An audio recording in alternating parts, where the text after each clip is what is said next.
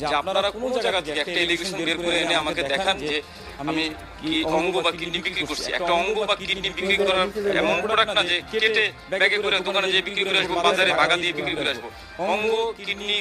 এগুলি বিক্রি করতে হলে আপনাকে হসপিটাল ফ্যাসিলিটি থাকতে হবে, একজনের সঙ্গে আরেকজনের অঙ্গ ম্যাচ করতে হবে এবং আরো বিষয়ে